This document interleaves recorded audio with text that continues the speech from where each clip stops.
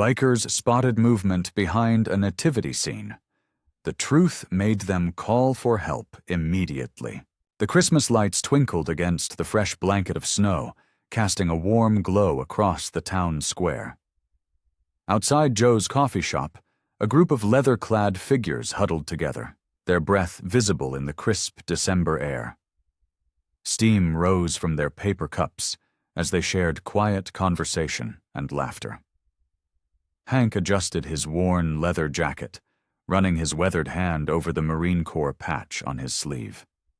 Even after all these years, wearing it filled him with pride.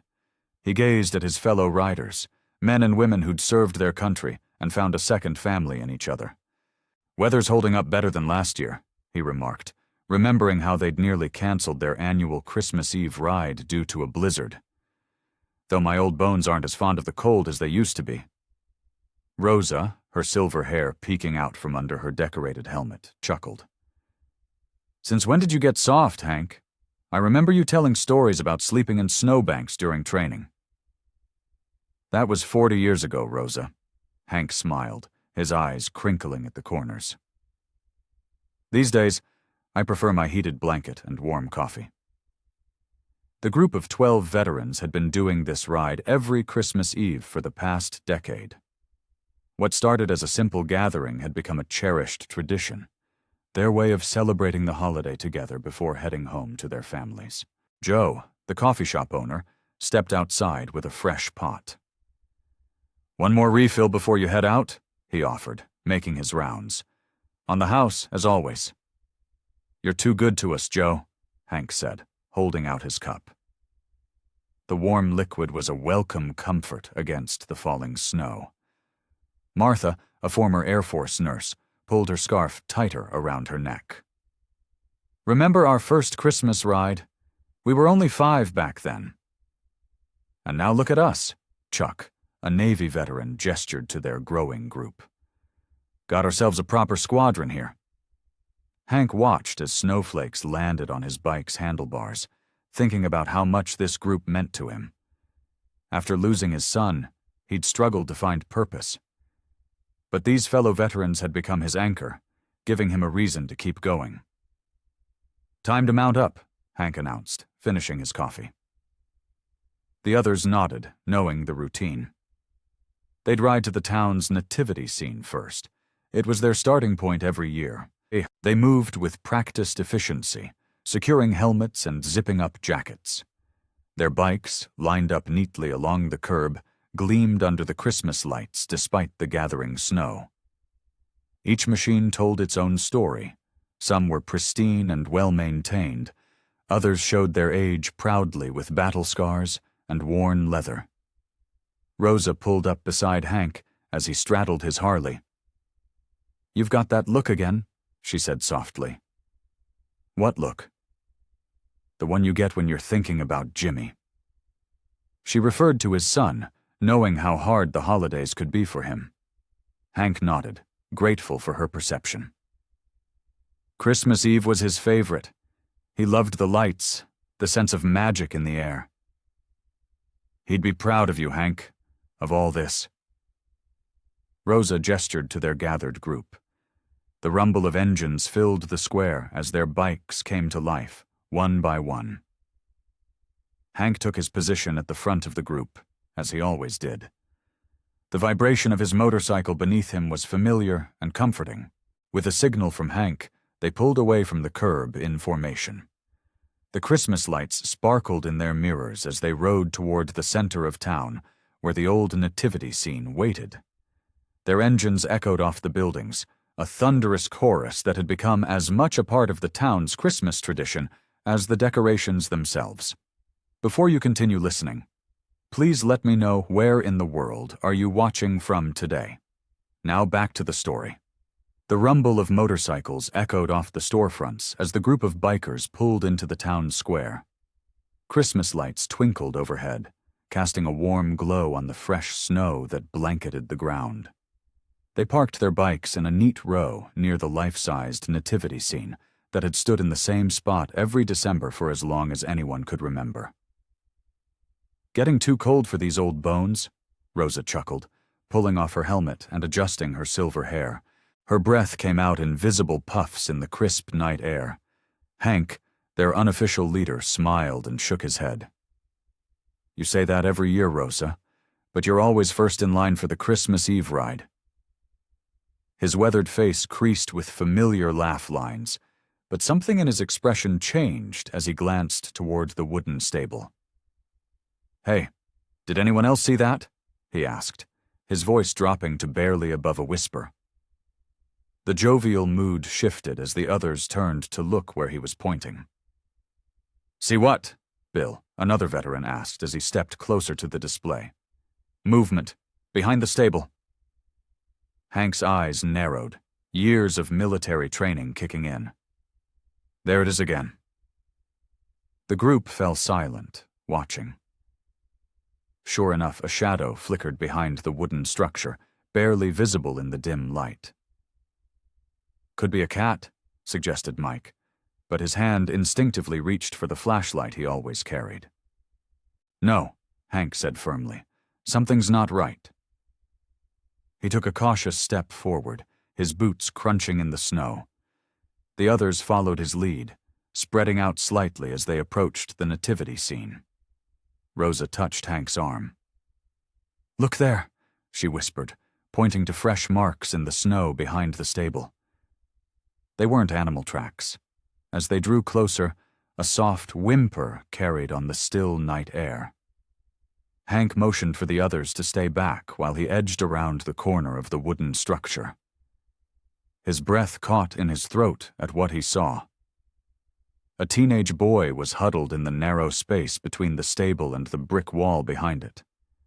His thin jacket was barely adequate for the winter weather, and his face was marked with bruises.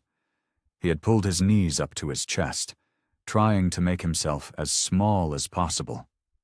"Dear Lord," Rosa gasped softly. Hank immediately knelt down in the snow beside the boy, keeping his movements slow and deliberate. The teenager flinched but seemed too weak to move away. "It's all right, son," Hank said gently, his gruff voice softening. "We're here to help.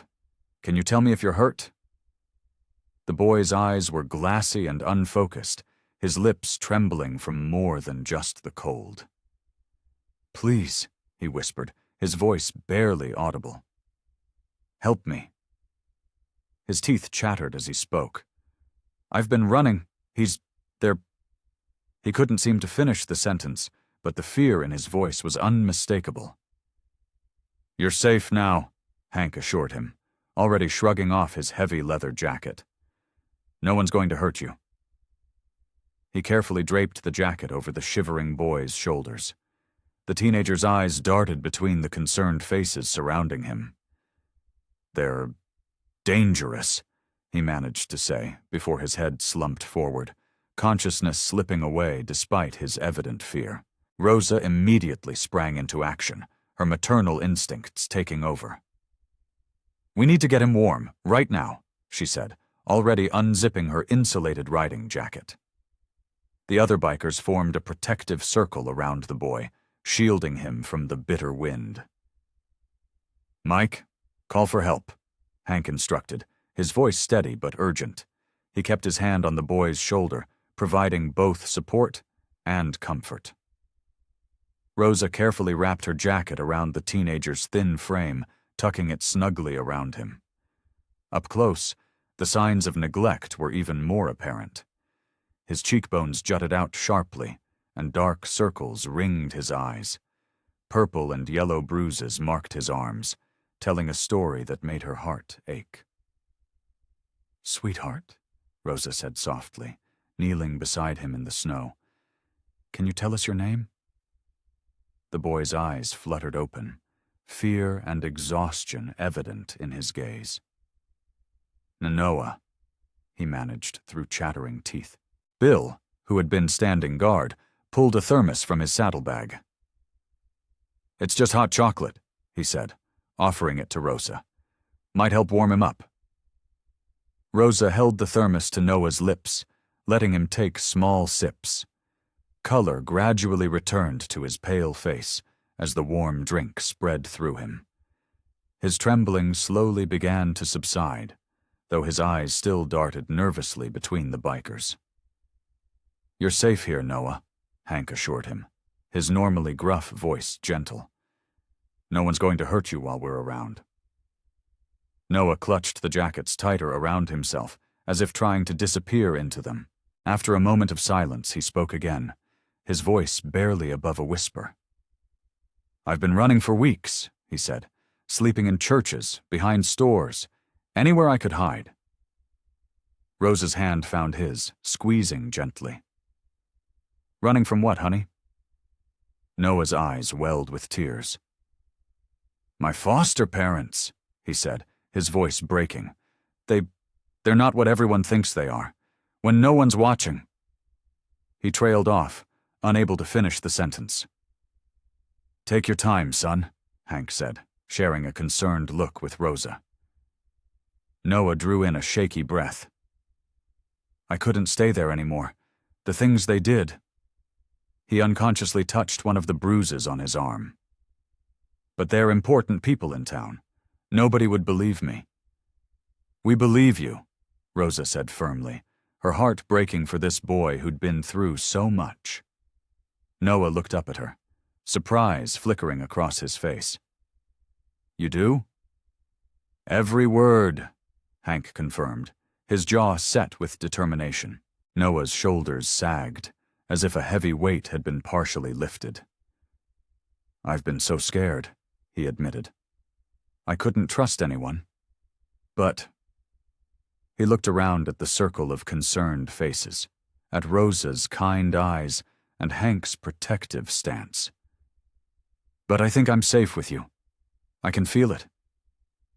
Rosa pulled him closer, careful not to hurt him. "You are safe with us, sweetheart. We're not going anywhere." Hank pulled out his cell phone with trembling fingers, his weathered face tight with concern. The boy's eyes went wide with fear at the sight of the phone, and he tried to scramble away, but Rosa's gentle hand on his shoulder kept him still. "Easy there, son," Hank said in his calm, steady voice. "We're not calling anyone who'll hurt you, but you need help. Real help." The boy shivered violently, despite Rosa's warm jacket wrapped around his thin frame. His lips had taken on a bluish tinge, and his breathing was becoming more labored. The other bikers formed a protective circle around him, blocking the bitter winter wind. "I'm calling Sheriff Matthews," Hank explained, his thumb hovering over the phone. "He's a good man. Known him for 20 years. He looked at the boy's bruised face, feeling a familiar ache in his chest, the same one he'd felt when he'd lost his own son. "What's your name, son?" "Noah," the boy whispered, his teeth chattering. "Please, please don't make me go back. They'll kill me this time." Tears began rolling down his cheeks, leaving clean tracks through the dirt on his face. Rosa pulled him closer, her motherly instincts taking over. "Nobody's sending you back there, sweetheart. Not while we're here." She looked up at Hank with determined eyes. "Make the call." Hank dialed, and within minutes, the familiar sound of police sirens filled the quiet Christmas Eve air. The boy tensed at the sound, but the bikers remained steady around him, a wall of leather-clad protection. Sheriff Matthews pulled up in his patrol car, lights flashing, but sirens now silent. He was a tall man with salt and pepper hair, wearing a heavy winter coat over his uniform. His boots crunched in the snow as he approached the group. "Hank!" He nodded, then looked at the trembling boy. "What's going on here?" "Jim, this boy needs help," Hank said firmly. "He's been abused. Look at him. Says his foster family did this to him." The sheriff crouched down to Noah's level, his expression softening. "Can you tell me who did this to you, son?" Noah's voice shook as he spoke. "The Harringtons. They took me in 6 months ago. He stopped, choking back a sob. "They look so perfect to everyone else, but behind closed doors." Sheriff Matthews' face changed slightly, and Hank caught the flicker of hesitation in his old friend's eyes. The Harringtons? Tom and Sarah Harrington? He stood up slowly, running a hand through his hair. That's a serious accusation, son. They're highly respected members of this community. Jim, Hank's voice carried a warning tone. Look at him. Really look at him. The sheriff shifted uncomfortably. I hear you, Hank, but we need more than just his word. The Harringtons have fostered dozens of kids over the years. Never had a complaint. Rosa stood up suddenly, her usual gentle demeanor replaced with fierce protection. No complaints, or no one willing to listen? She gestured to Noah's bruised arms. Does this look like nothing to you? The sheriff held up his hands. Now, I'm not saying nothing happened, but we need to follow proper procedures. I can't just go arresting people based on... Based on what? Hank interrupted, his voice low and dangerous. Based on the word of a beaten, starving child? Look at him, Jim. Look at what they did to him on Christmas Eve. The tension in the air was thick enough to cut with a knife. The other bikers exchanged worried glances, seeing the familiar signs of bureaucracy and influence already starting to work against them. Noah huddled closer to Rosa, his eyes darting between the sheriff and the darkness beyond the nativity scene, as if expecting his tormentors to materialize at any moment. The Harringtons arrived in their gleaming black SUV, their polished appearance a stark contrast to the weathered leather jackets of the bikers. Mrs. Harrington stepped out first, her high heels clicking against the pavement as she rushed toward Noah, who immediately shrunk behind Rosa's protective frame. Oh, thank goodness you found him! Mrs. Harrington's voice dripped with honey-sweet concern. We've been worried sick about our dear boy. Mr. Harrington, tall and distinguished in his expensive wool coat, placed a firm hand on his wife's shoulder. We appreciate you looking after him, but Noah has a habit of running away and making up stories. It's been quite trying for us. Rosa felt Noah trembling against her back. His fingers dug into her jacket, and she could hear his breathing become rapid and shallow. Hank stepped forward, his weathered face set in stone as he addressed the foster parents. The boy's covered in bruises, Hank said, his voice low but firm. That ain't from running away. Mrs. Harrington's smile never wavered. Noah is quite clumsy, always getting into scrapes. We've had him checked by doctors several times. She pulled out her phone, scrolling through what appeared to be medical records. See? Everything's documented. The sheriff, who had been quietly observing, took the phone and studied the screen. These records look thorough, Hank. Of course they do, Rosa muttered, keeping her arm protectively around Noah. Mr. Harrington cleared his throat. We serve on several community boards, Sheriff. You know us. We've fostered many children over the years without incident. This kind of accusation is, well, it's quite distressing. The bikers watched as the sheriff's posture changed, becoming more deferential toward the Harringtons. Even in the dim evening light, it was clear whose word carried more weight. Please, Noah whispered, his voice barely audible. Don't make me go back. Mrs. Harrington's eyes flashed with something dark before her concerned expression returned. Noah, sweetheart, you're confused. Remember what Dr. Matthews said about your tendency to create stories? Several of the bikers shifted uncomfortably, their faces showing a mix of anger and helplessness. One of them, an older woman named Betty, spoke up. Those bruises look mighty recent to me. As we said, Mr. Harrington's tone grew stern. Noah has been on the streets for days. Who knows what trouble he got into? We only want to take him home where he belongs. The sheriff rubbed his chin thoughtfully. Without clear evidence of abuse, I can't intervene. The Harringtons are his legal guardians. Rosa felt Noah's grip tighten even more. She looked at Hank, seeing her own concern mirrored in his eyes.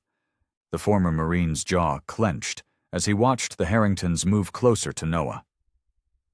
"Come along now," Mrs. Harrington said, reaching for Noah's arm. "Let's get you home and warmed up." Noah reluctantly let go of Rosa's jacket, his shoulders slumping in defeat as he was led to the SUV. The Harringtons thanked everyone for their help, their practiced smiles never reaching their eyes. As they drove away, Hank turned to the sheriff. "Tim, you know something ain't right here?" The sheriff sighed, adjusting his hat. "Look, Hank, Rosa, I know what you're thinking, but my hands are tied. The Harringtons have influence in this town, and more importantly, they have documentation. Without solid evidence, there's nothing I can do." Rosa and Hank exchanged worried glances, both knowing this was just the beginning of what would be a difficult fight. The other bikers gathered closer, their faces grim with determination. "We need more evidence," the sheriff continued, his voice heavy with resignation. "That's all I can tell you." The morning light filtered through the frosted windows of Joe's coffee shop, casting long shadows across the worn wooden tables. The familiar smell of coffee and fresh-baked muffins filled the air, but the usual warmth of their morning gatherings was overshadowed by concern. The bikers sat in their usual corner booth, their faces etched with worry.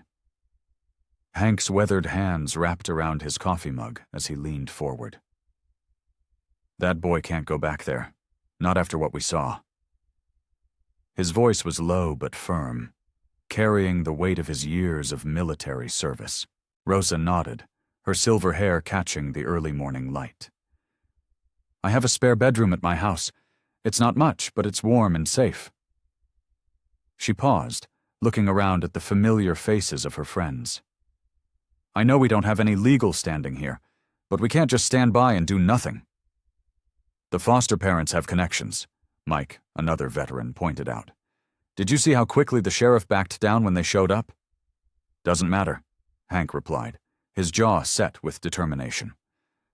"Sometimes doing what's right means standing up to people with power." Rosa reached into her purse and pulled out a small notebook.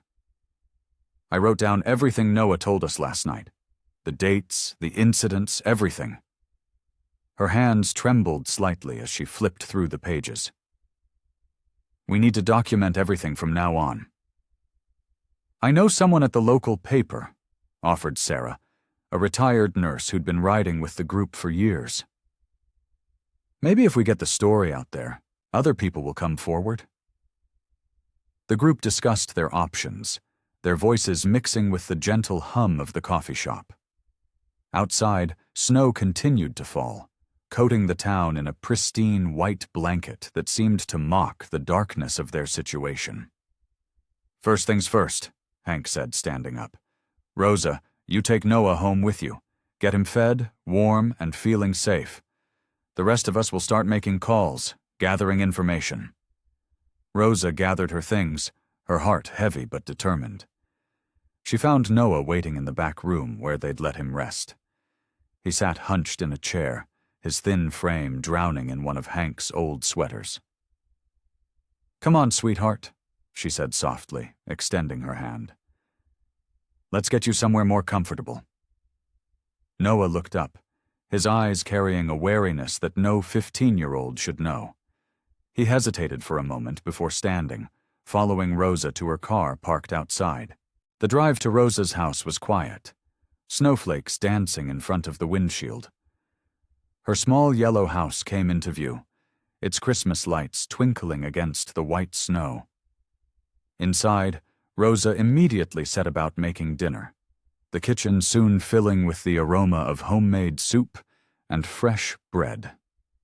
"My mother used to make soup on cold days," Noah said quietly, watching Rosa work from his perch at the kitchen counter.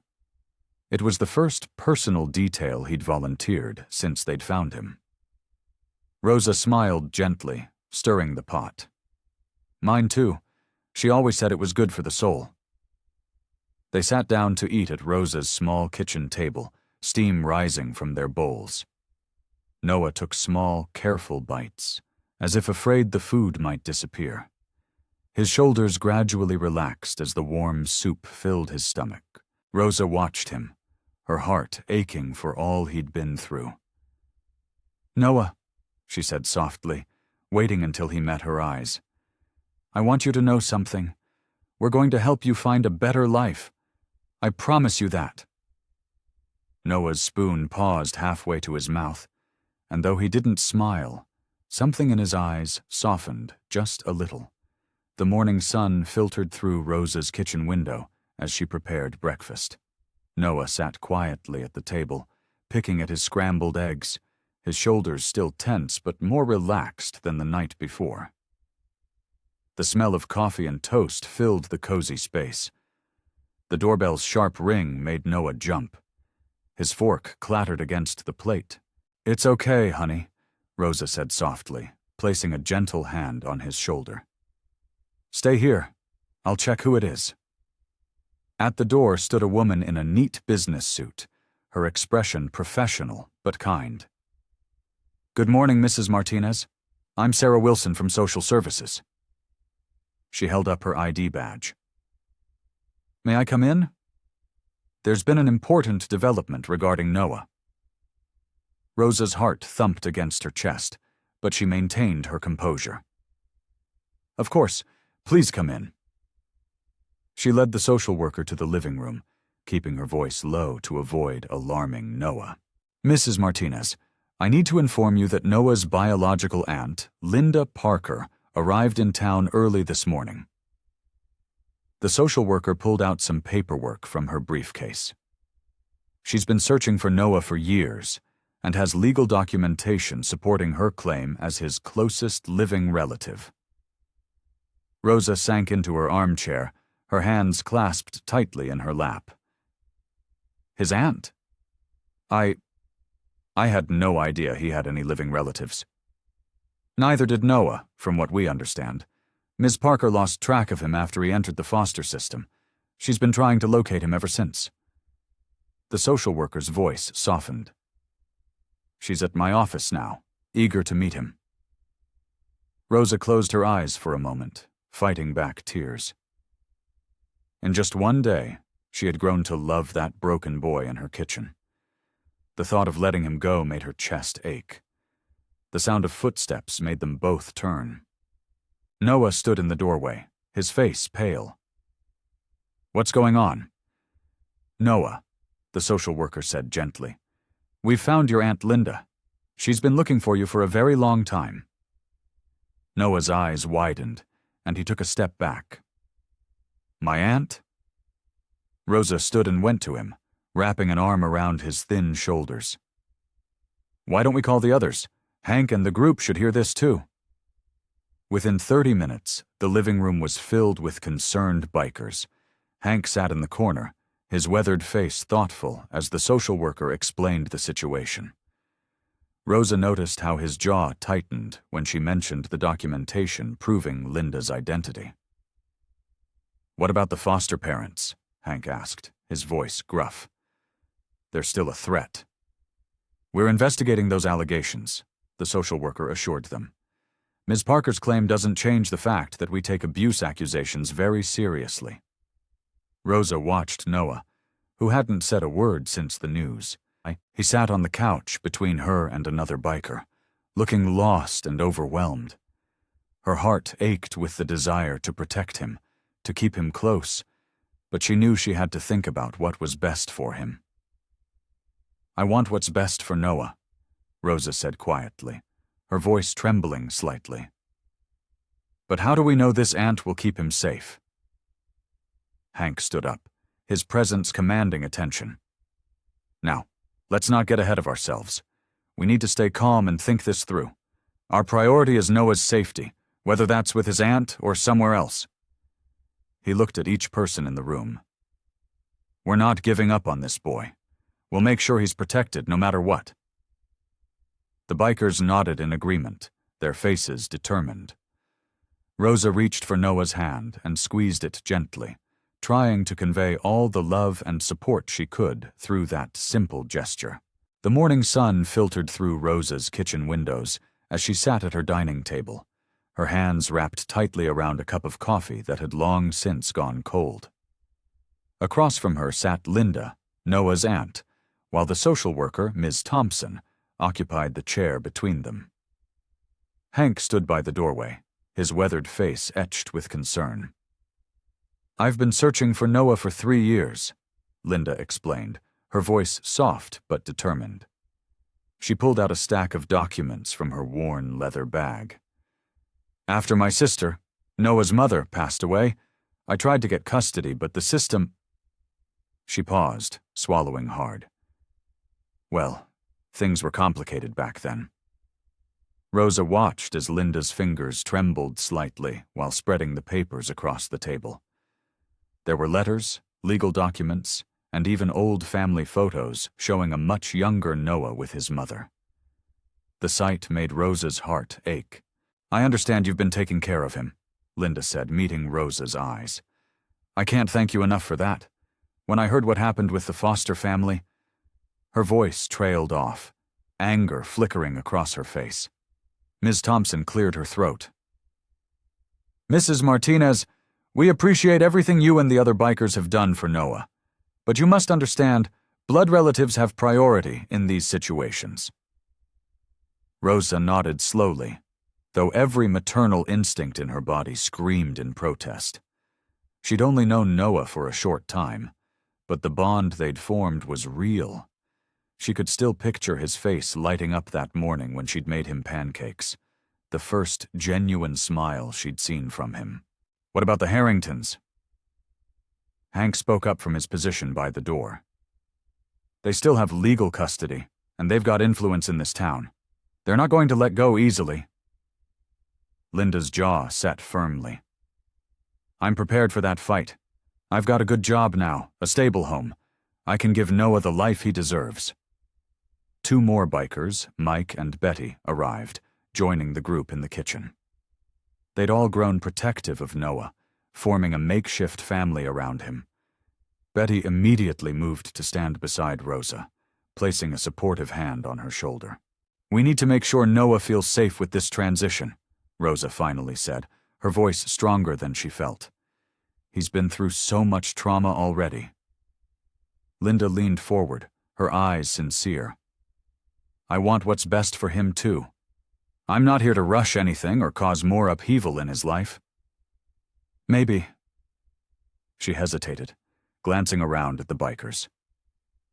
"Maybe we could work together? Help him adjust gradually?" Rosa felt some of the tension leave her shoulders. There was something genuine in Linda's words, something that resonated with her own desire to protect Noah. "The Harringtons won't make this easy," Hank warned. "They've already started spreading rumors about us in town, trying to discredit our story about finding Noah." Miss Thompson made some notes in her file. "We'll need to handle this delicately. The more united front we present, the better chance we have of ensuring Noah's safety and well-being." Linda reached across the table and gently touched Rosa's hand. "I know you care about him. I can see it. I'm not here to take him away from people who love him. I just want to give him a real home, a chance at healing." Rosa met Linda's gaze, seeing the same protective instinct she felt reflected in the other woman's eyes. The bikers exchanged glances, their concern for Noah evident in their expressions. They all knew the fight ahead would be challenging, but at least they weren't facing it alone. The morning sun filtered through the windows of the local diner as Hank sat with 3 social workers and Sheriff Thompson. His coffee had gone cold, forgotten during the intense discussion. The other bikers waited outside, their motorcycles lined up like silent guardians along the curb. "We need you to understand," said Marie, the lead social worker, adjusting her glasses. "These investigations take time. We have to follow proper procedures." Hank's weathered hands gripped his coffee mug tighter. "That boy is covered in bruises. How much more evidence do you need?" Sheriff Thompson leaned forward, his badge catching the light. "Hank, I've known you for 20 years. I believe you're trying to do the right thing here, but the Harringtons are respected members of this community. We can't just storm in based on accusations." "Those aren't just accusations," Rosa interjected from the next booth, where she'd been quietly listening. "Noah's terrified of them. You should see how he trembles at the mere mention of their name." The second social worker, a younger man named David, flipped through his notes. "We've started the preliminary paperwork, but these cases typically take weeks, sometimes months, to process. We need to interview teachers, neighbors, medical professionals. Meanwhile, that boy suffers." Hank's voice was low but firm. He'd seen enough suffering in his years as a Marine to recognize the signs of trauma in Noah's eyes. Outside, more townspeople gathered, pointing at the bikers and whispering. The morning news had already spread through their small community like wildfire. The local news station's van pulled up across the street, its satellite dish extending skyward. A reporter in a crisp blue suit stepped out, adjusting his tie as he approached the diner. Marie gathered her papers quickly. "We'll do everything we can to expedite the process, but please, don't make any public statements that could compromise the investigation." The bell above the diner door chimed as the reporter entered, microphone in hand. "Mr. Harrington has just released a statement defending his family's reputation. Would any of you care to comment?" Hank stood up slowly, his joints protesting the movement. Through the window he could see the morning news playing on the TV in the barber shop across the street. The Harringtons appeared on screen, perfectly dressed and composed, speaking about their years of community service and their dedication to fostering children. "Look at them," Mrs. Harrington's voice carried from the TV. "These bikers are trying to tear apart our family with baseless accusations. We've given everything to this community." The diner grew quiet as more people turned to stare at Hank and the other bikers. The whispers grew louder, more accusatory. Someone muttered "troublemakers," just loud enough to be heard. Hank straightened his back, the same way he'd done countless times during his military service. He looked at Rosa, who nodded firmly, then at his fellow bikers outside, who stood their ground despite the growing crowd of onlookers. "Sheriff," Hank said, his voice steady and determined, "you know us. We're not troublemakers. We're veterans who served this country, people who've lived in this town for decades. Those Harringtons can try to paint us however they want, but we won't back down. Not when a child's safety is at stake." He turned to the social workers. "We'll wait for your investigation. But know this, we're not going anywhere. That boy needs someone to stand up for him, and if it has to be us, then so be it." The reporter pressed closer with his microphone, but Hank walked past him without another word. Outside, he joined his fellow bikers, their presence a stark contrast to the now hostile stares from passing townspeople. Rosa's hands trembled slightly as she stirred the pot of homemade chicken soup on her stove. The warm, comforting aroma filled her small kitchen, but her mind was elsewhere. Through the doorway, she could see Noah sitting at her dining room table, his pencil moving across his sketchbook in careful strokes. He seemed more relaxed here than she'd seen him before, though his shoulders still tensed at unexpected sounds. The social worker, Miss Thompson, was due any minute. Rosa had invited her over, hoping that a home-cooked meal might help build bridges and show her how well Noah was doing in a safe environment. She glanced at the clock on the wall. 5:55 p.m. The doorbell would ring at 6. Social workers were always punctual. "Noah, honey," Rosa called softly, "would you help me set the table?" Noah looked up from his drawing and nodded, carefully placing his sketchbook aside.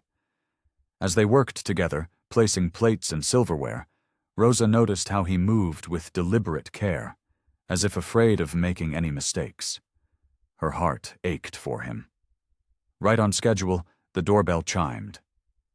Noah's hands tightened around the napkins he was holding, but Rosa gave him a reassuring smile.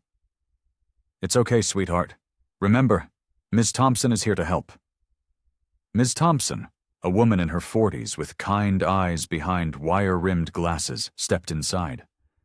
She carried a thick folder under her arm and wore a professional blazer, but her smile was genuine.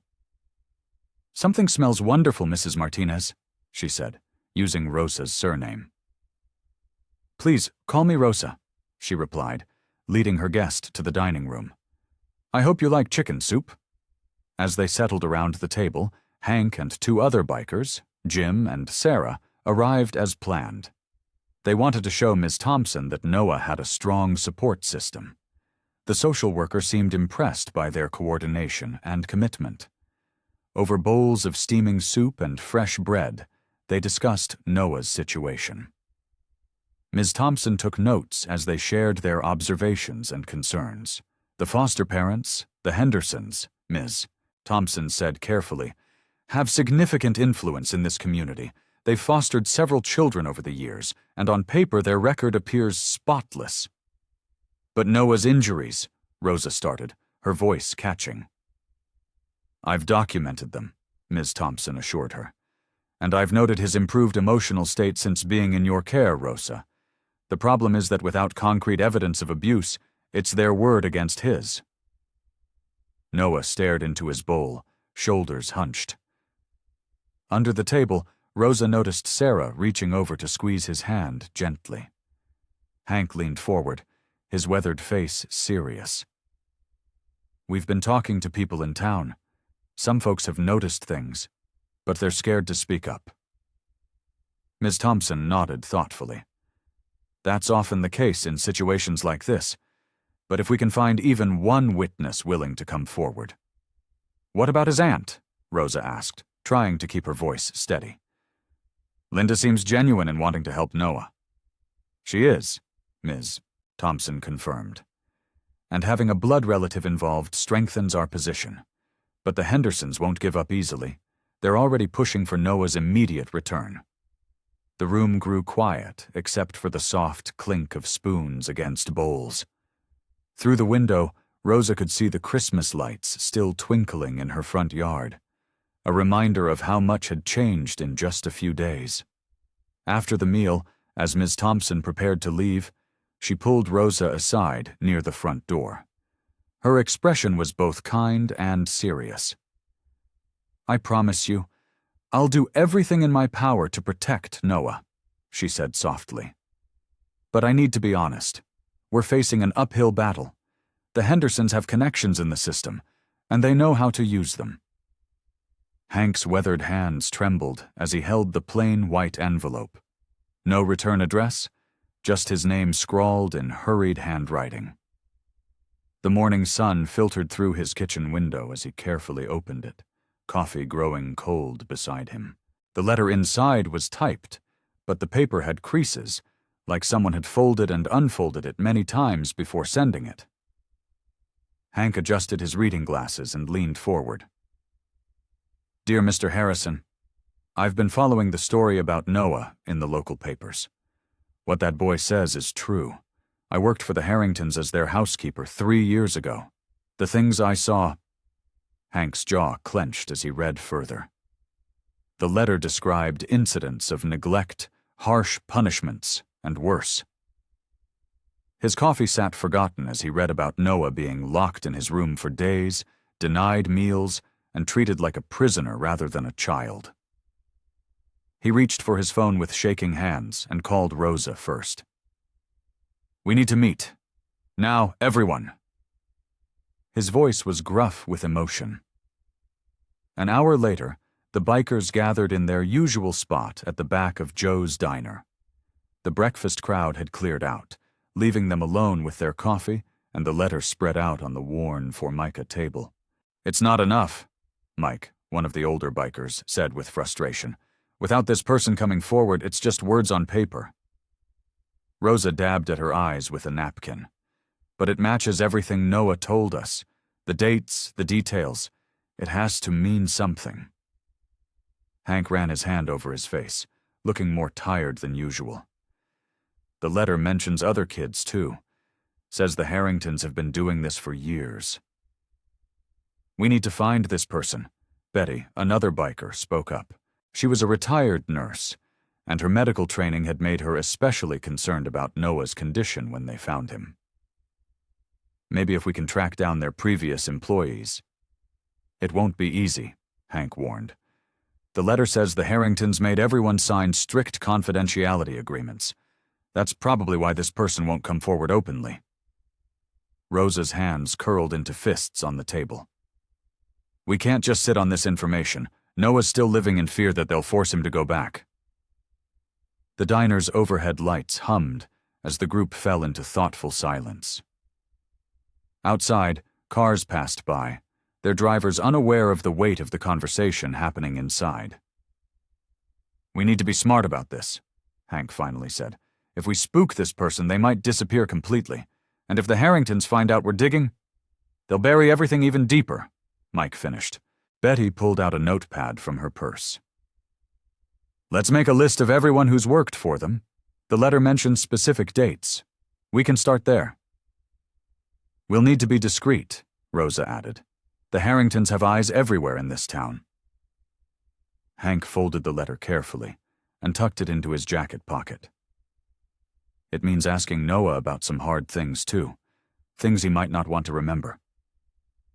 The group exchanged worried glances. They all knew how fragile Noah's trust was, how carefully they'd built a relationship with him. Asking him to revisit those memories could set back all their progress. Maybe Linda should be part of this, Rosa suggested, referring to Noah's aunt. She has a right to know, and she might be able to help us piece things together. Hank nodded slowly. We'll need all the help we can get. But first, we need to make sure this lead is solid. We can't give Noah false hope. The Foster family's sleek black SUV pulled up to the town hall steps on a cold December morning. Mrs. Foster, dressed in an expensive wool coat, strode confidently into the building, her husband close behind. Their polished appearance and practiced smiles masked the darkness beneath. Inside the crowded town council meeting, Mrs. Foster's voice carried across the room with practiced authority. These bikers are nothing but troublemakers, she declared, her perfectly manicured hand gesturing dismissively. They've taken it upon themselves to interfere in private family matters they know nothing about. Rosa sat in the back row, her hands trembling slightly as she listened. The other bikers surrounded her, their weathered faces tight with concern. Hank reached over and squeezed her hand, but even his reassuring presence couldn't ease the knot in her stomach. Mr. Foster stepped up next, his voice smooth as honey but laced with venom. We've been foster parents for 15 years. We've given homes to countless children. And now these individuals are trying to destroy our reputation based on the lies of a troubled boy. Whispers rippled through the crowd. Rosa noticed several council members nodding along with the Fosters' words. The couple had made substantial donations to local charities over the years, their names prominently displayed on plaques around town.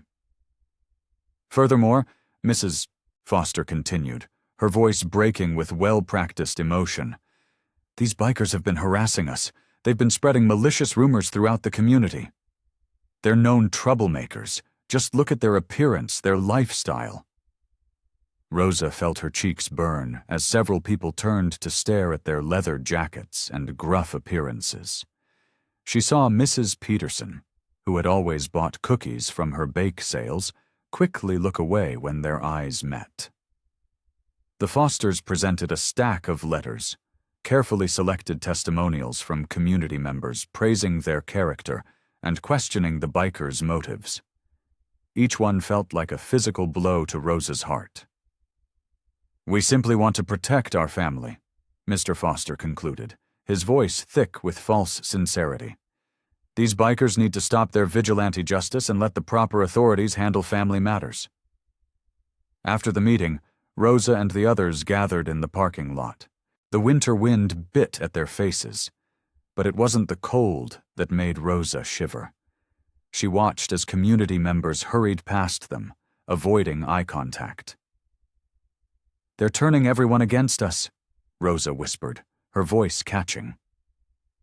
She thought of Noah, safe at her house for now, but for how long? All those years we spent helping the community, Christmas toy drives, fundraisers for the children's hospital. It's like none of it matters anymore, Hank kicked at a pile of snow, his usual confident demeanor shaken. The Fosters know exactly what they're doing. They're making it about us instead of Noah. The group stood in silence, watching as the Fosters drove away in their expensive SUV, their victory evident in their satisfied expressions. Rosa felt the weight of defeat pressing down on her shoulders. All their efforts to help Noah seemed to be crumbling before their eyes. Maybe. Rosa's voice trembled. Maybe we're not strong enough to fight people like them. They have money, influence, connections. What do we have? The other bikers looked at each other, their faces reflecting the same worry and uncertainty.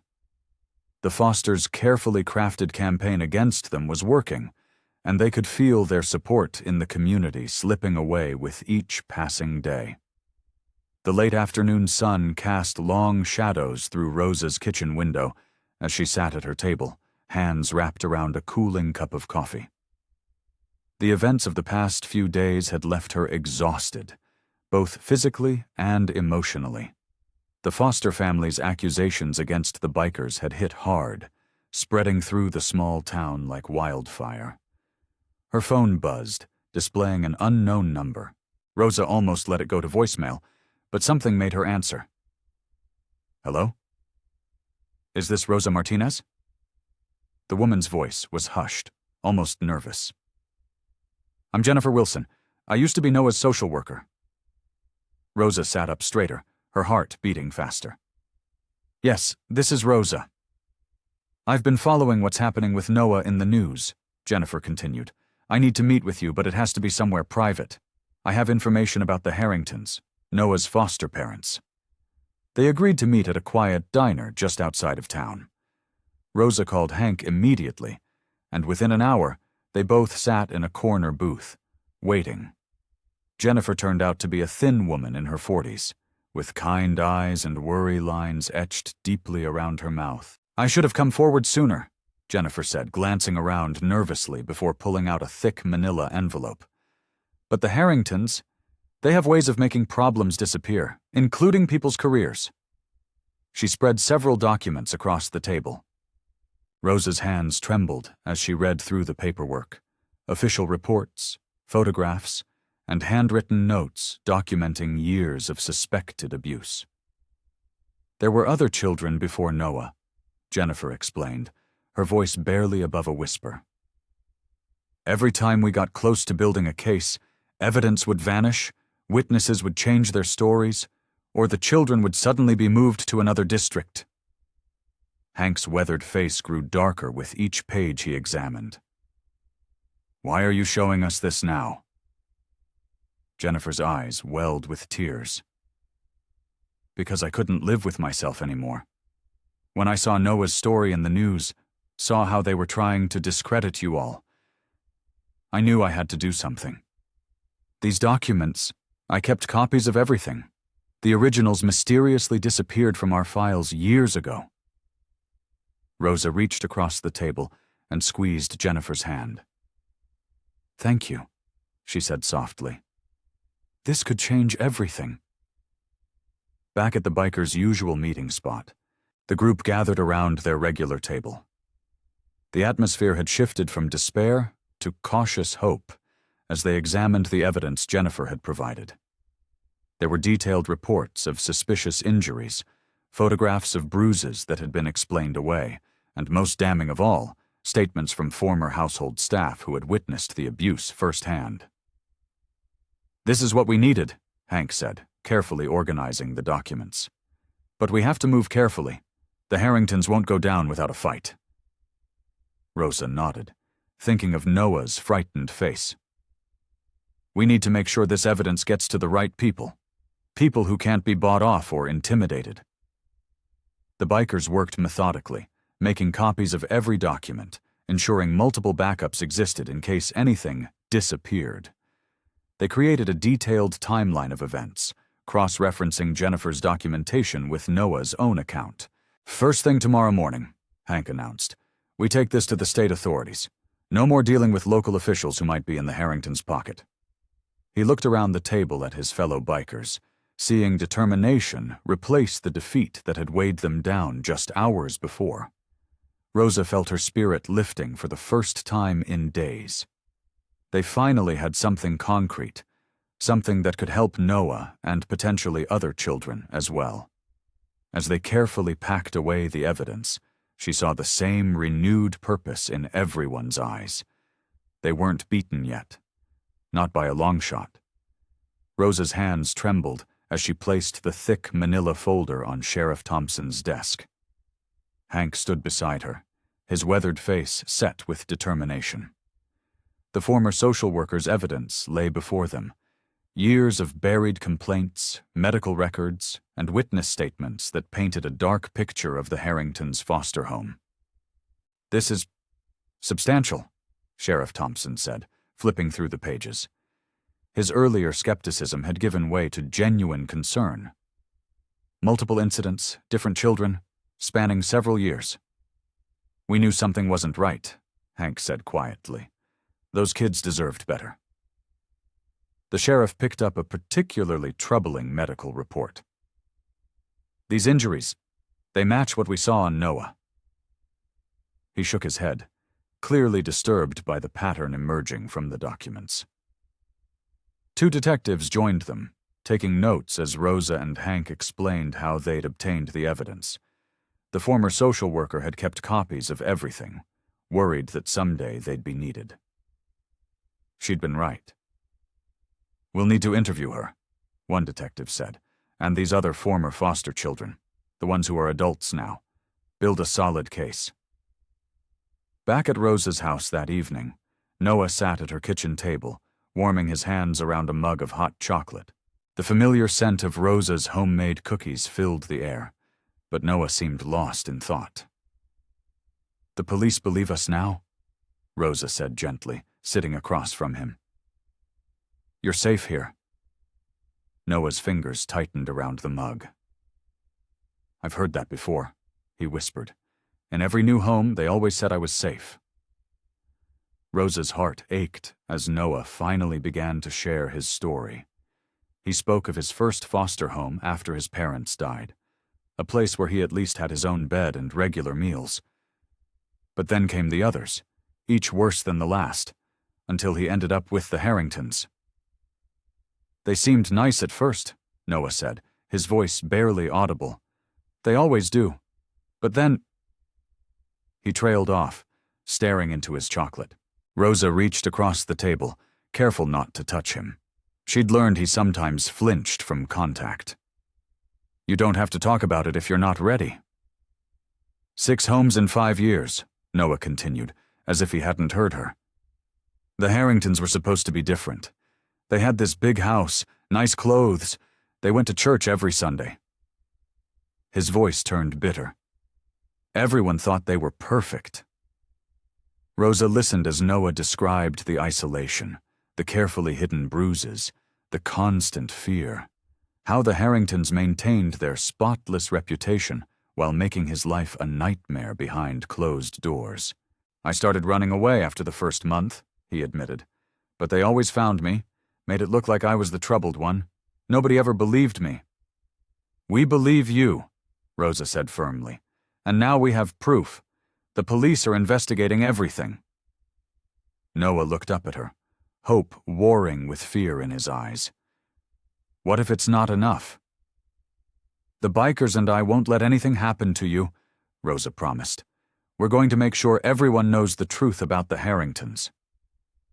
For the first time since they'd found him behind the nativity scene, Noah's shoulders relaxed slightly. He didn't smile. Rosa knew it would take time before he felt safe enough for that, but some of the tension left his face. "Thank you," he whispered, and Rosa could hear all the words he couldn't say yet in those 2 simple syllables. The morning news blared from Rosa's small kitchen TV as she prepared breakfast. The familiar local anchor's voice filled the room. "Controversy continues to grow in our tight-knit community as allegations of abuse surface against the prominent Harrington family." Rosa's hands trembled as she cracked eggs into a bowl. Noah sat at the kitchen table, his shoulders hunched, trying to make himself smaller as the reporter continued speaking. The boy's eyes were fixed on his untouched plate of toast. "Those poor bikers," a woman being interviewed on TV said, "getting mixed up with that troubled runaway. Everyone knows the Harringtons are pillars of our community." Rosa quickly switched off the TV, but the damage was done. Noah's face had gone pale, and his hands were shaking. "I'm sorry," he whispered. "I didn't mean to cause so much trouble." "Don't you dare apologize," Rosa said firmly, sitting down beside him. She reached for his hand, waiting patiently until he allowed her to hold it. "You're not causing trouble. You're finally speaking the truth." The sound of motorcycles rumbled outside, and minutes later, Hank and 3 other bikers walked in through the back door. Their faces were grim. "You've seen the news?" Hank asked, pulling up a chair. Rosa nodded. "It's all over town. People are taking sides." "The grocery store was pretty hostile this morning," one of the bikers, Mike, added. "Mrs. Peterson, you know, the bank manager's wife, she practically ran away when she saw us coming down the aisle." "But we've got supporters too," another biker chimed in. "The hardware store put up a sign saying, 'We stand with Noah.'" Noah's eyes widened at this, and he looked up in surprise. "Really?" "Really," Hank confirmed with a gentle smile. "More people believe you than you think, kid." A car door slammed outside, and Rosa peeked through the curtains. "It's another news van," she said, her voice tight with concern. "That's the 3rd one this morning." Noah immediately tensed up, his breath coming in quick, shallow gasps. Rosa recognized the signs of his anxiety attack and moved closer to him. "They keep wanting interviews," Noah whispered. "Yesterday, a reporter followed me when I went to get the mail. She kept asking about what happened in that house." Rosa's protective instincts flared.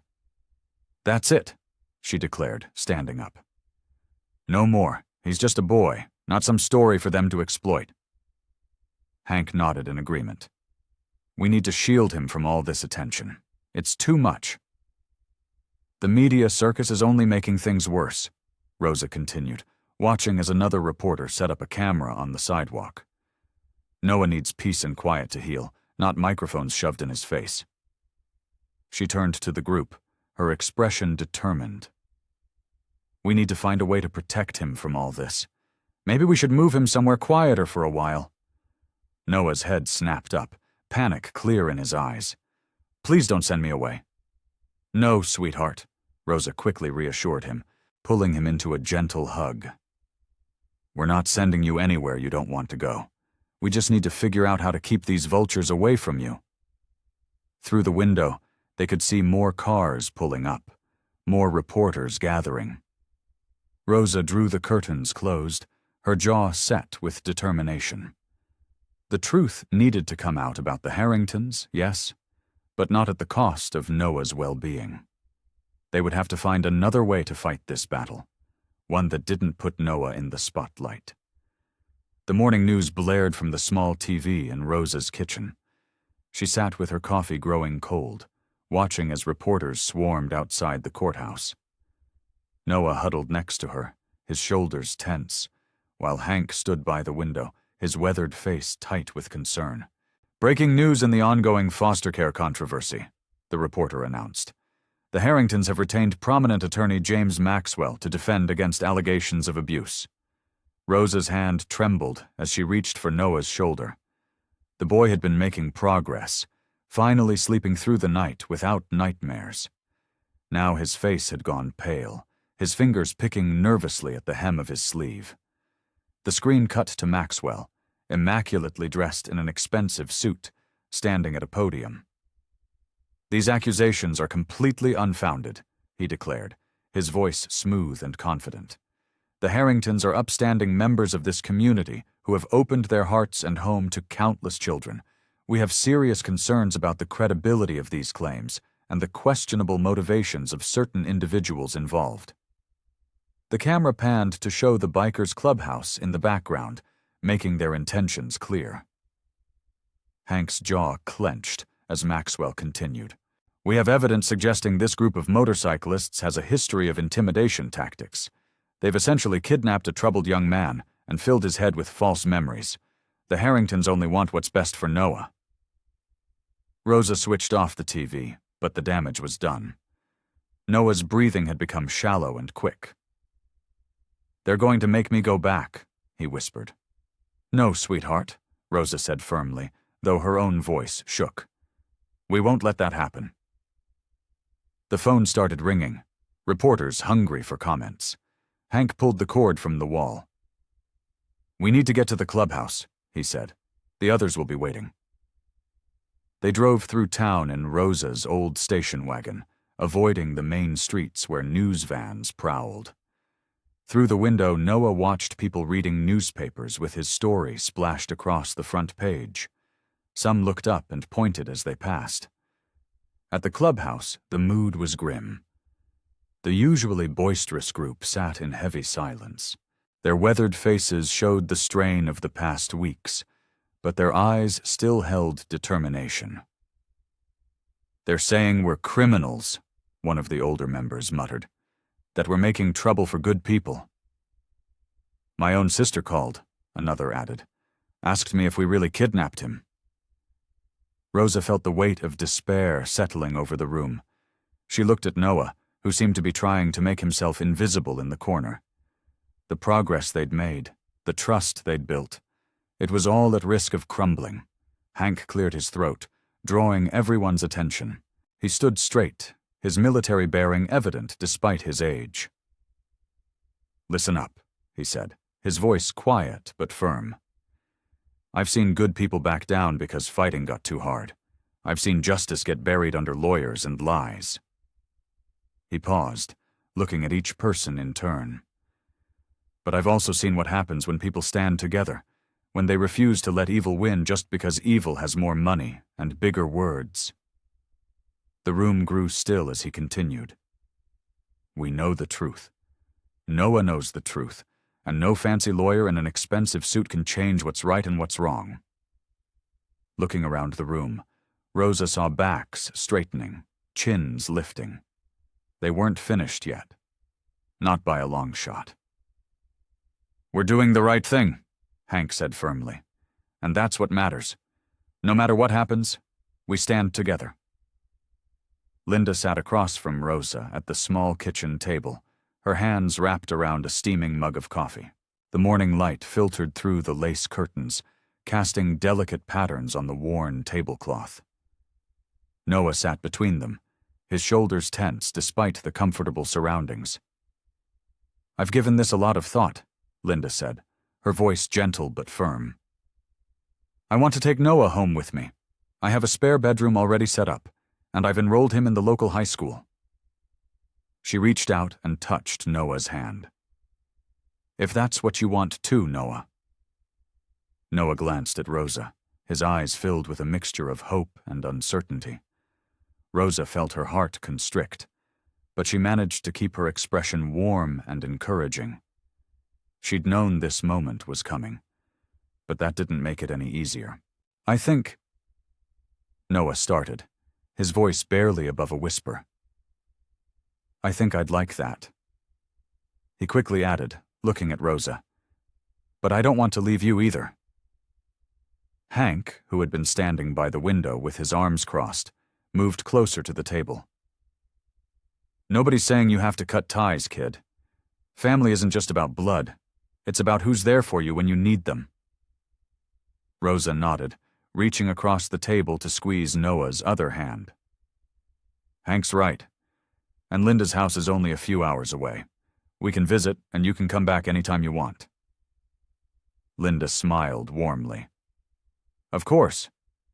Rosa, you've been amazing with Noah. I couldn't be more grateful for everything you and the bikers have done for him. I want you to remain part of his life. The other bikers, gathered in Rosa's small living room, murmured their agreement. They'd become a makeshift family over the past weeks, each one contributing to Noah's safety and well-being in their own way.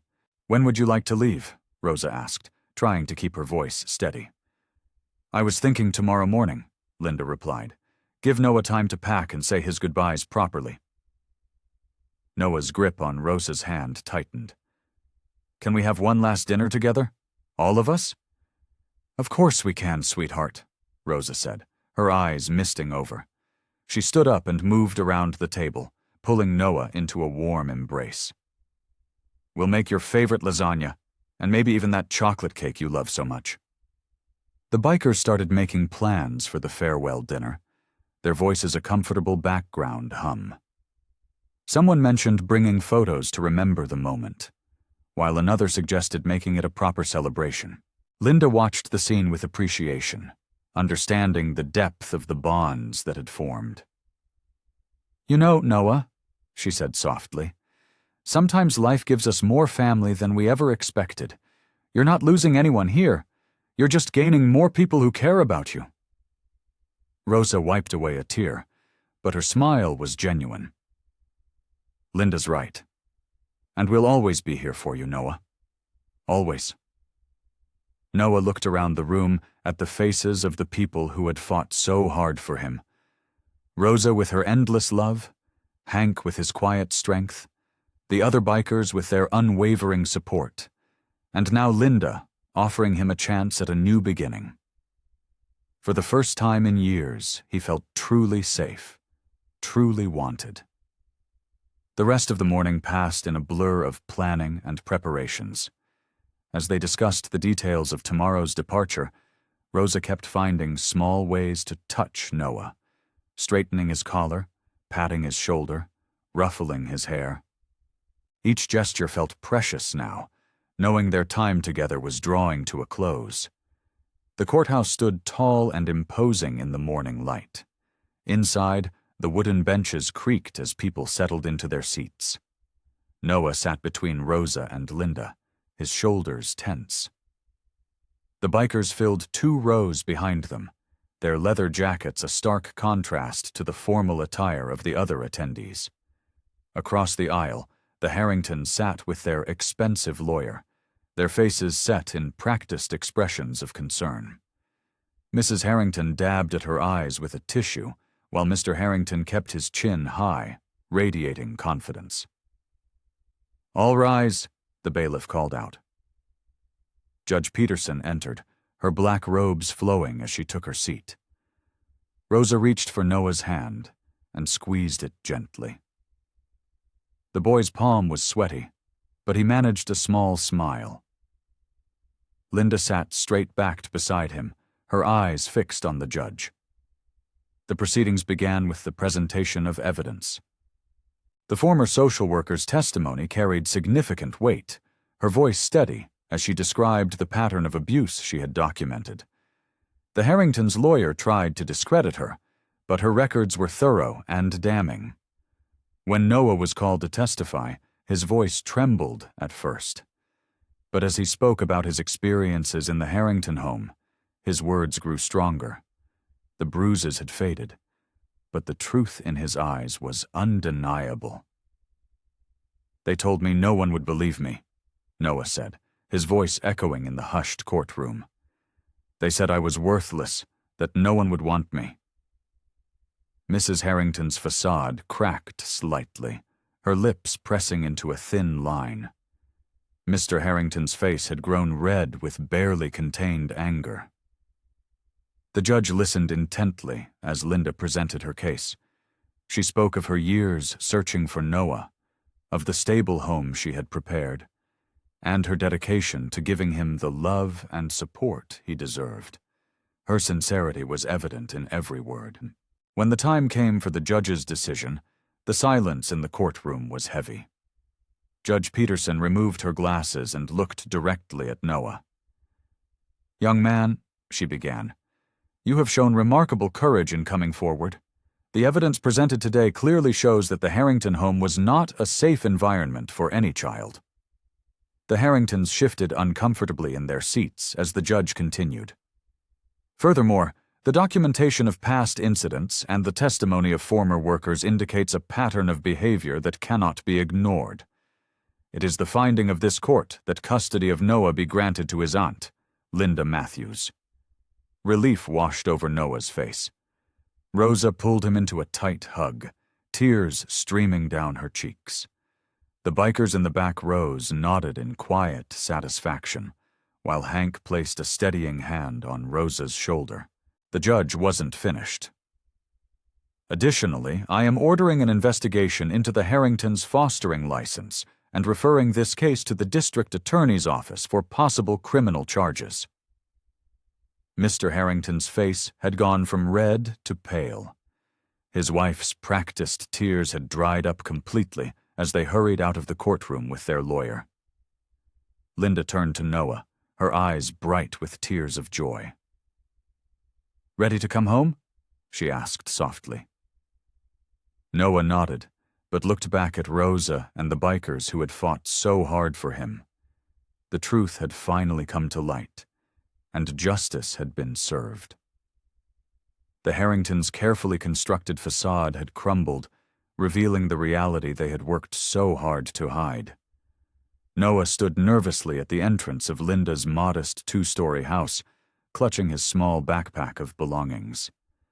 The morning sun cast long shadows across the freshly mowed lawn, and spring flowers dotted the garden beds along the walkway.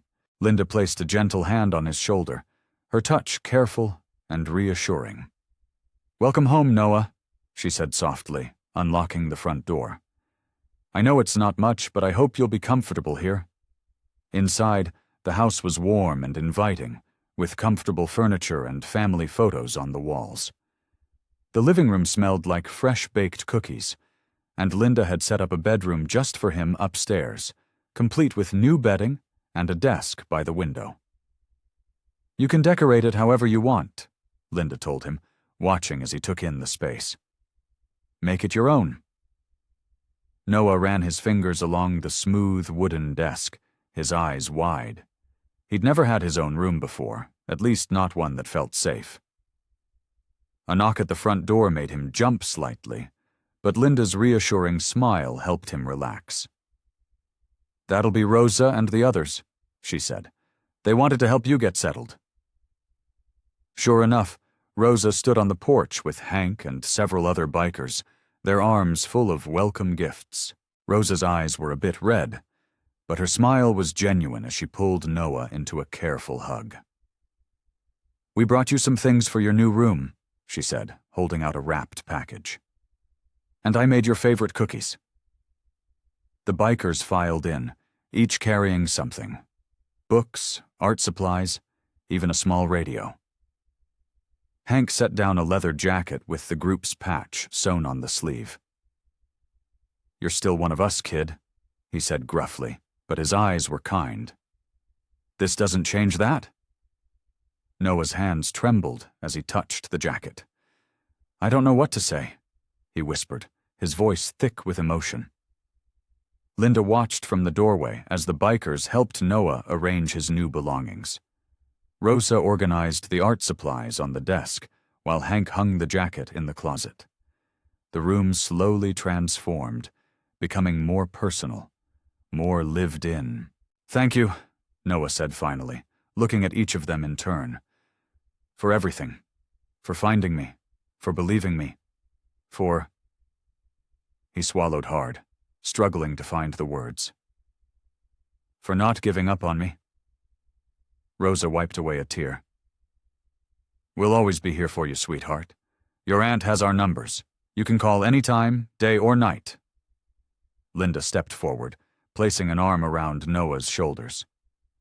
"And you're welcome to visit them whenever you'd like," she assured him. "They're part of your family now, too." Noah nodded, leaning slightly into his aunt's embrace. For the first time in years, he felt truly safe. The fear that had been his constant companion was beginning to fade, replaced by something new: hope. "I think," he said slowly, "I might be okay here." Rosa smiled through her tears. "You will be, honey. You will be." The room fell quiet, filled with the kind of peace that comes after a long storm. Through the window, sunlight streamed in, warming the space and casting a gentle glow over the gathered group.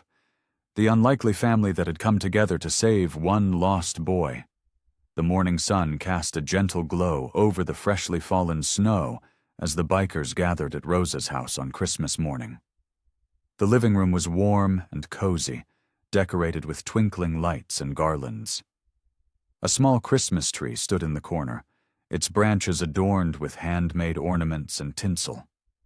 Hank sat in his favorite armchair, his weathered hands wrapped around a steaming mug of coffee.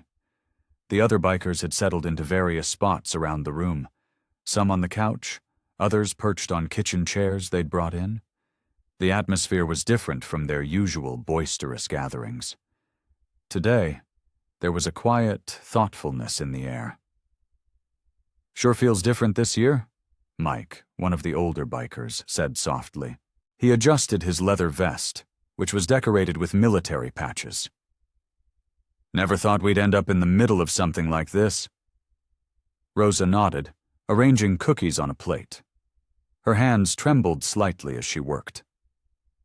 "I keep thinking about where Noah was just a few weeks ago, hiding behind that nativity scene.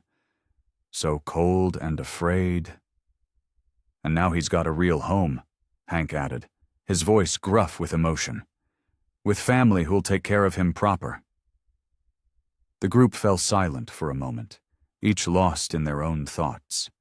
Through the window they could see more snow starting to fall, big flakes drifting lazily down from the gray December sky. "Remember how scared he was that first night?" Sarah, another biker, spoke up. She was a retired nurse who had helped check Noah's injuries. "Could barely look any of us in the eye, but he knew somehow that we were safe." Rosa settled into her rocking chair, clutching her own mug of coffee. "I miss him," she admitted. "But seeing him with Linda, it's right. You can tell they're family, the way they have the same smile, the same quiet way about them." "We did good," Hank declared, his voice firm. "Standing up to those foster parents, fighting for what was right. That's what Christmas is supposed to be about, helping others, showing love even when it's hard." The doorbell rang, interrupting their reflection. Rosa got up to answer it, and returned moments later with an envelope in her hands. Her eyes were already growing misty as she recognized the handwriting. "It's from Noah," she said, carefully opening the envelope. Inside was a Christmas card, hand-drawn with careful attention to detail. On the front was a sketch of the town's nativity scene. But instead of the traditional figures, Noah had drawn the bikers standing around it, their leather jackets dusted with snow. Inside, his neat handwriting filled the space. Rosa's voice shook as she read aloud.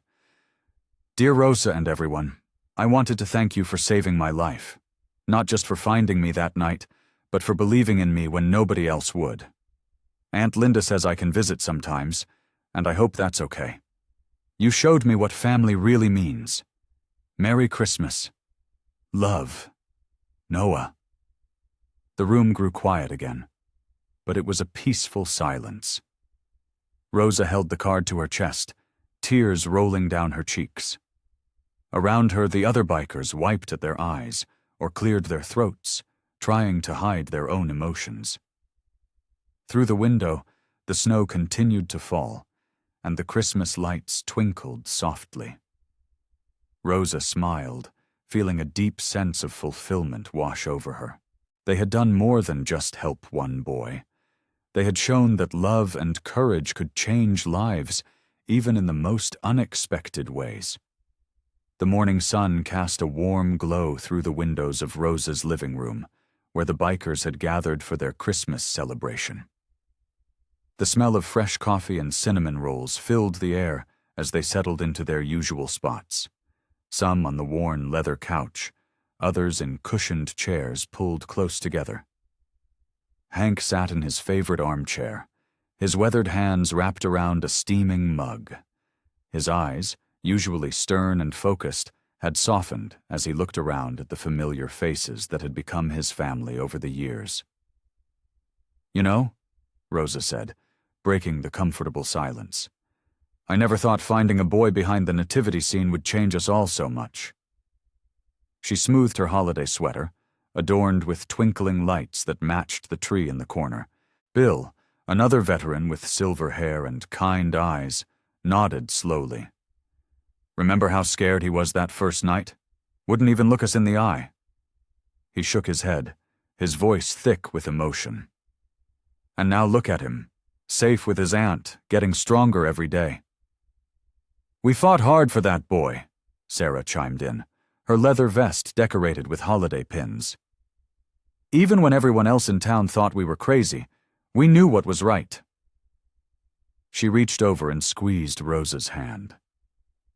The conversation flowed naturally as they shared memories, each one adding their perspective to the story they'd lived through together. They talked about the late-night strategy sessions at the coffee shop, the countless phone calls to authorities, and the moments when they'd almost lost hope. Remember when that lawyer tried to make us look like troublemakers? Jack laughed, though there was still a hint of anger in his voice. Like a bunch of old bikers couldn't possibly know what's best for a kid. But we did know, Rosa said firmly. We knew in our hearts what that boy needed. Hank shifted in his chair, his military bearing still evident even in casual moments. You all showed what it means to be warriors for what's right, he said, his deep voice carrying the weight of experience. Not with weapons or violence, but with determination and heart. The group fell silent for a moment, letting his words sink in.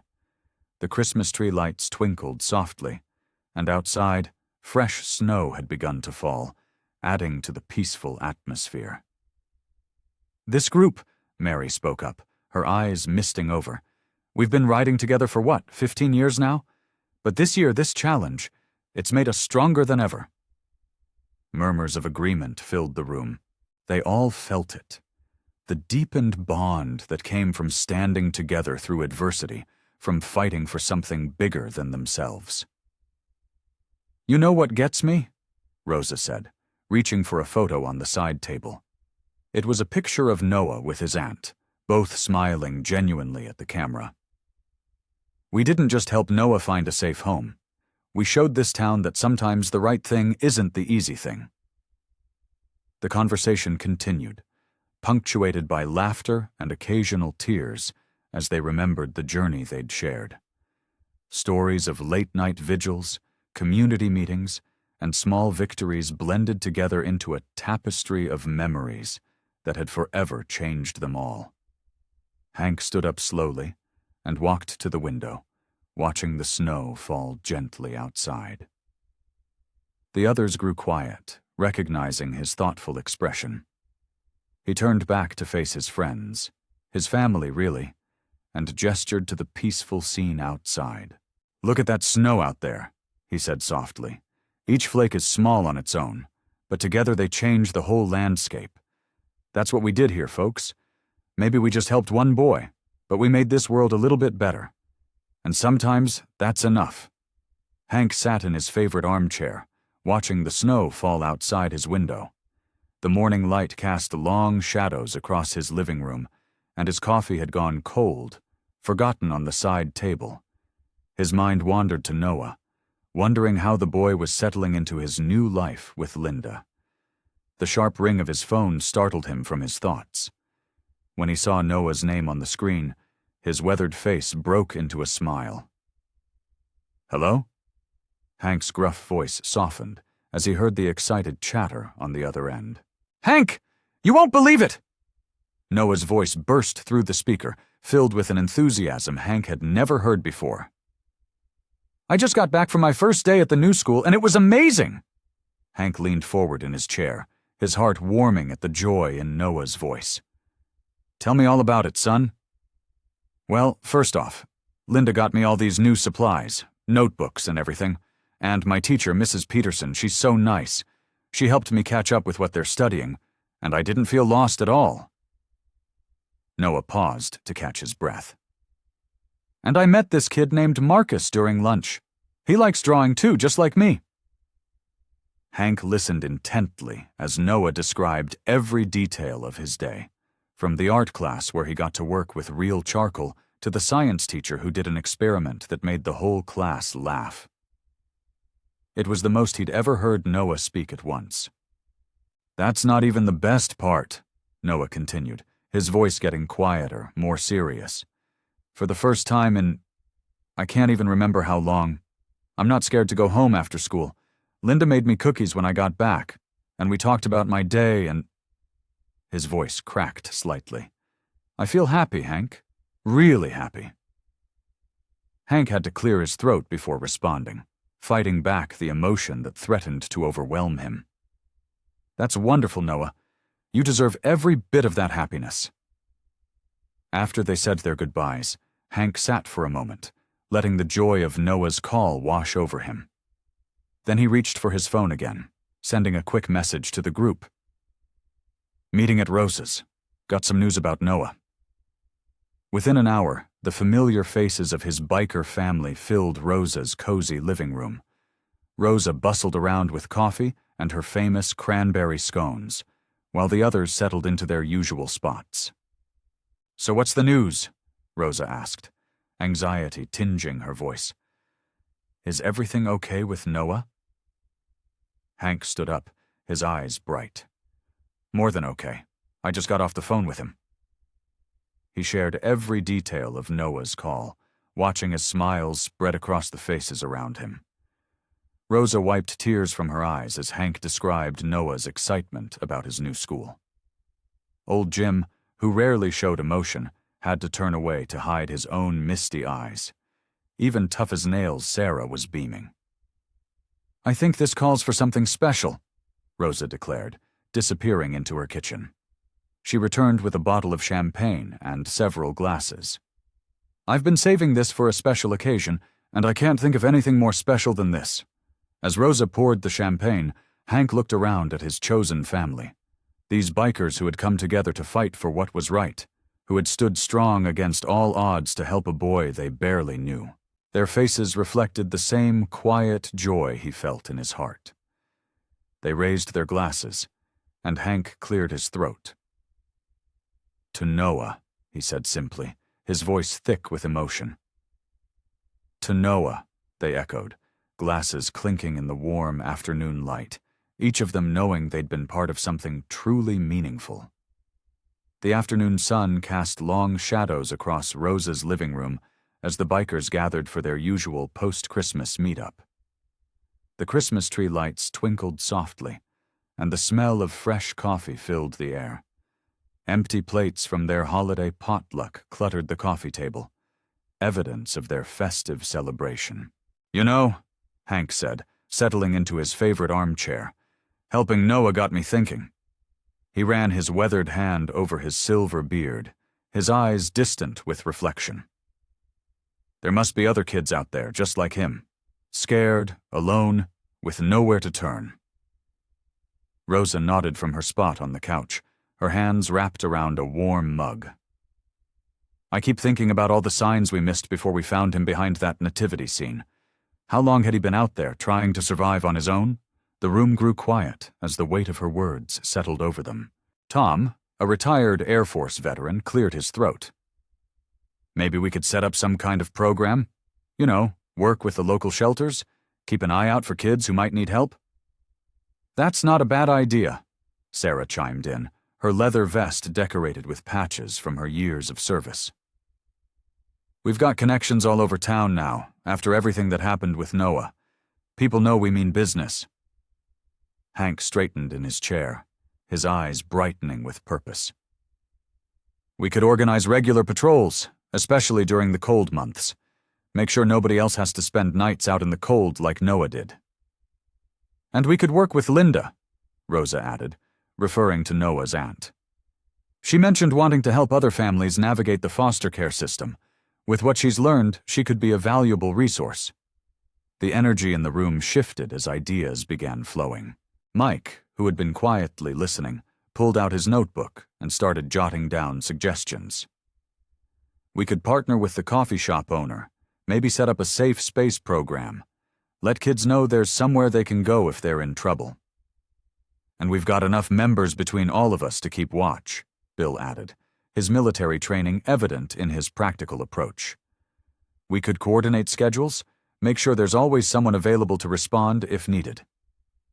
The conversation continued to build, with each member offering their unique perspectives and skills.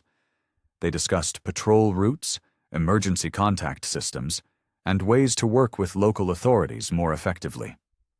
Their experience with Noah had taught them valuable lessons about navigating the system and standing up against injustice. "You know what this means, don't you?" Hank asked, looking around at his chosen family of fellow riders. "We're not just a riding club anymore. We're becoming something more." Rosa smiled warmly. "We always were, Hank. We just needed Noah to help us see it."